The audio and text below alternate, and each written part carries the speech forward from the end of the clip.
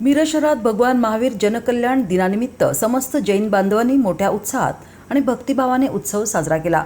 गेल्या 4 दिवसांपासून येथील शांतीनाथ दिगंबर जैन मंदिरात लहान मुलांपासून ते ज्येष्ठ नागरिकांपर्यंत विविध धार्मिक आणि सामाजिक कार्यक्रम आणि स्पर्धांचे आयोजन करण्यात आले होते।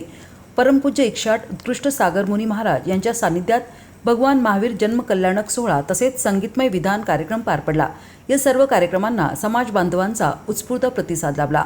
उत्सवानिमित्त सकाळी शांतीनाथ दिगंबर जैन मंदिरात सजवलेल्या पालखीतून भगवान महावीर यांच्या मूर्तीची भव्य मिरवणूक काढण्यात आली।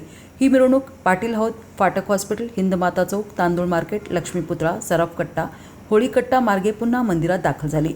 मिरवणुकीत घोडे, रथ, बँड, पथक आणि वाद्याच्या गजरात भक्तिमय वातावरण निर्माण झाले होते।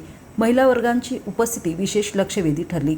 दुपारी मंदिरात भगवान महावीर यांच्या मूर्तीवर पंचामृत अभिषेक करण्यात आला। सायंकाळी सजवलेल्या पाळण्यात भगवान महावीर जन्मकल्याणकानिमित्त भजन, गीते आणि आरतीचा कार्यक्रम संगीतमय वातावरणात पार पडला।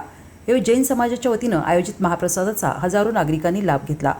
मिरवणुकीच्या मार्गावर शहरातील विविध मंडळ आणि पक्षाच्या नेते मंडळींनी पालखीचे स्वागत केले। तसेच नगरसेवक गणेश माळी आणि नगरसेवक निरंजन आवटी, दयानंद खोत, नगरसेविका अपर्णा विवेक शेटे यांच्यासह विविध समाजातील नेते मंडळी मिरवणुकीत सहभागी झाले होते।